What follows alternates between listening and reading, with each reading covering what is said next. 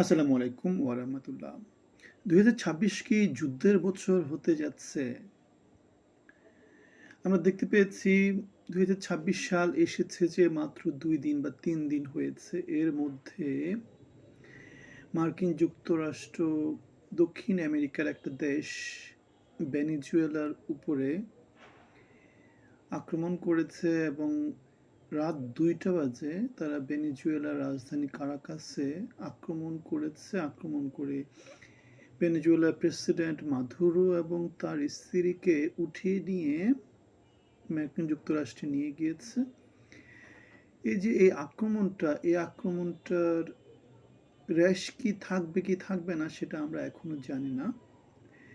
বর্তমানে যেহেতু এককেন্দ্রিক বিশ্ব, এখানে যেহেতু আগের মতো রাশিয়া পরাশক্তি হিসেবে নাই, সুতরাং মার্কিন যুক্তরাষ্ট্র যেটা চাইবে সেটাই হবে গিয়ে বিশ্বের আইন। সেটার প্রতিবাদ করার সামর্থ্য কারো কাছে নাই।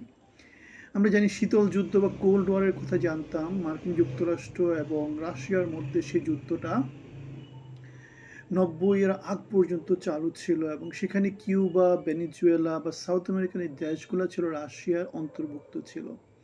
এই সমস্ত দেশগুলোতে অলরেডি রাশিয়ার অনেক স্থাপনা আছে এবং মার্কিন যুক্তরাষ্ট্র এই সময় ভেনেজুয়েলাতে যে আক্রমণ করেছে তারও একটা বড় কারণ হচ্ছে রাশিয়া, চীন এবং ইরান এরা ভেনেজুয়েলার সাথে একত্রিত হয়ে ওখানে একটা বেস তৈরি করার চিন্তাভাবনা করছিল, সামরিক উপস্থিতি বাড়ানোর চেষ্টা করছিল।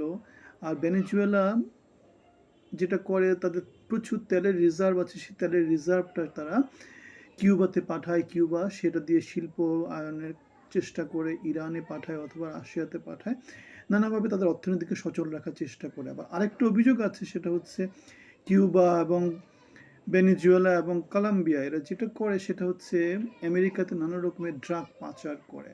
এখন এই যে মাদুরো এবং তার ওয়াইফকে যে আমেরিকা তুলে নিয়ে গেছে, তাদের বিরুদ্ধে মার্কিন যুক্তরাষ্ট্রের ফেডারেল আদালতে অভিযোগ আনা হয়েছে। সেটা হচ্ছে তারা মাদক পাচারে, যেটাকে বলে নার্কো ট্রাফিকিংয়ে, নার্কো মানে মাদক উৎপাদন, বিপণন, পরিবহন, এগুলোতে তারা ইনভলভ আছে। সুতরাং তাদের বিরুদ্ধে অলরেডি আইনের অভিযোগ আনা হয়েছে।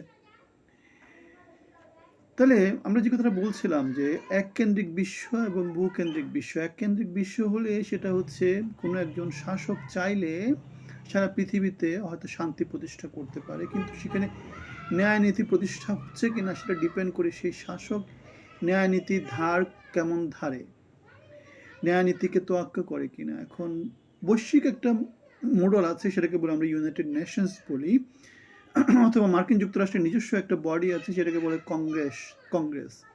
এখন মার্কিন প্রেসিডেন্ট ডোনাল্ড ট্রাম্প ইউএনেরও অ্যাপ্রুভাল নেননি অথবা কংগ্রেসেরও অ্যাপ্রুভাল নেননি। তিনি রাতের আধারে, যদি অনেক দিন ধরে ভেনেজুয়েলার বিরুদ্ধে যুদ্ধ করার জন্য তাদের সামরিক প্রস্তুতি চলতেছিল এবং শেষ মুহূর্তে গতকাল রাতে, মানে এই যে কয়েক ঘন্টা আগে, তারা কি করেছে, অ্যাটাক করেছে এবং অ্যাটাক করে মাধুরী এবং তার ওয়াইফকে নিয়ে গেছে এবং ইতিমধ্যে তাদের বিরুদ্ধে অলরেডি অভিযোগও নিয়ে আসা হয়েছে এবং ফেডারেল আদালতে তাদের বিরুদ্ধে অভিযোগ নিয়ে আসা হয়েছে।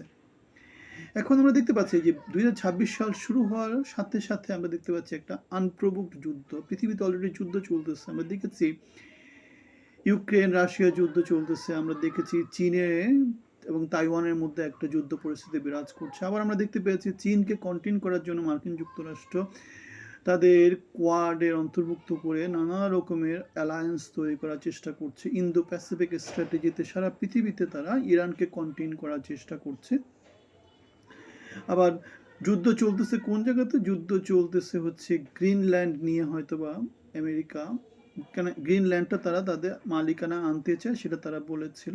ইরানে যেটা চলতেছে, ইরানে কিন্তু একটা রিভলিউশন চলতেছে গত কয়েকদিন ধরে, 6 দিন ধরে, এবং মার্কিন যুক্তরাষ্ট্র রেভলিউশনারি যারা আছে তাদেরকে সাপোর্ট দিচ্ছে, সেটা তারা প্রকাশ্যে বলেছে। এবং ইরান বলেছে যে তারা এটাকে প্রতিবাদ করবে, প্রতিরোধ করবে, এবং তারা ইউনাইটেড নেশনসে এটা নিয়ে অভিযোগ দায়ের করেছে যে মার্কিন প্রেসিডেন্ট যেইভাবে প্রকাশ্যে সাপোর্ট দিয়েছে একটা রেজিমের বিরুদ্ধে, সেটার বিরুদ্ধে তারা দাঁড়িয়েছে। এখন এই যে আমরা জানি drug and terrorism, mass weapons of mass destruction, এরকম কত কিছুতে গত 90 পরবর্তী আমরা কত রকমের তো যুদ্ধ দেখেছি। সেই যুদ্ধের মতো এখন এই যে ভেনেজুয়েলার সাথে যে যুদ্ধটা মার্কিন যুক্তরাষ্ট্র শুরু করেছে, সেটা অয়েল নিয়ে হতে পারে, ড্রাগ নিয়ে হতে পারে, নানা রকমের অভিযুক্ত আছে আবার।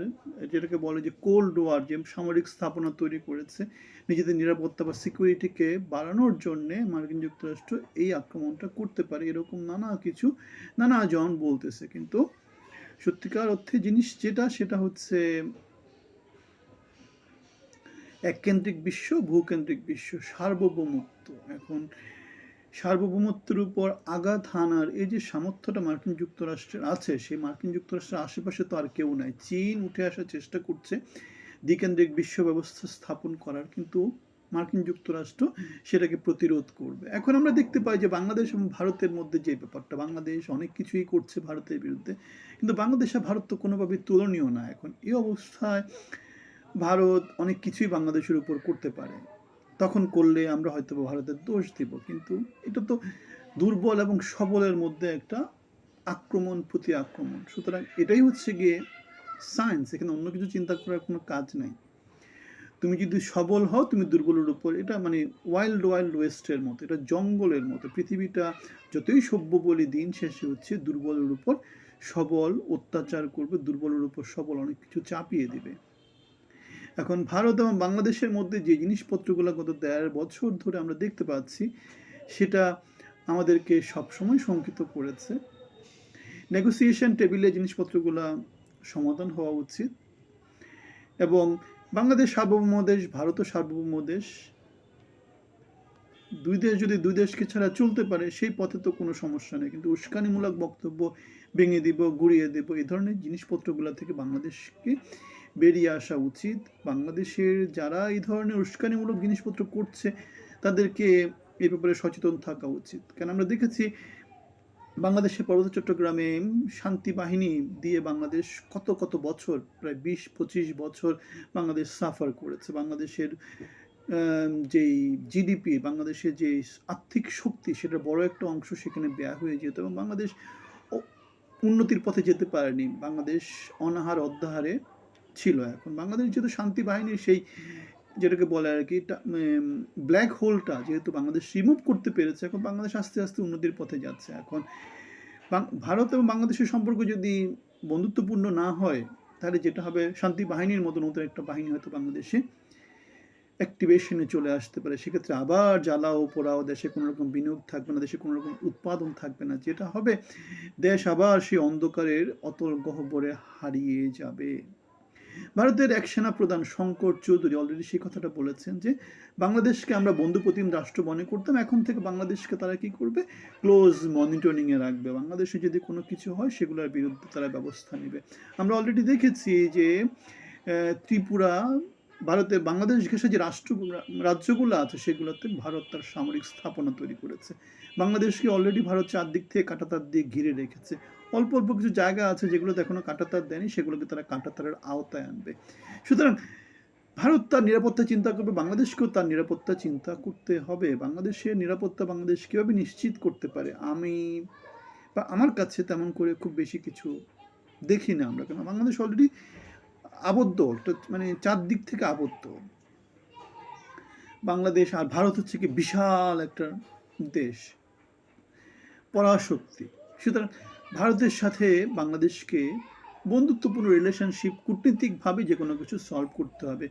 জ্বালাও পোড়াও করে কোথাও কোনো রকমের কিছু অর্জন করার কোনো সামর্থ্য নাই। এনসিপির ব্যানারে যারা যারা গত ১৭ মাস ধরে বাংলাদেশে অস্থিতিশীল করার চেষ্টা করছে, তারা বাংলাদেশের জন্য ভালো কিছু চায়, সেটা বলা যাবে না, কোনোভাবেই সেটা বলা যাবে না। কেন, তাদের এই বক্তব্যগুলোর ইম্প্যাক্টটা কি, ১৭ মাসে বাংলাদেশ কি অর্জন করেছে, সামনে কি অর্জন করবে? আমি যেটা দেখতে পাই, অর্জন বলতে কিছু নাই। যেটা আছে সেটা হচ্ছে অধপতনের দিকে বাংলাদেশ গিয়েছে।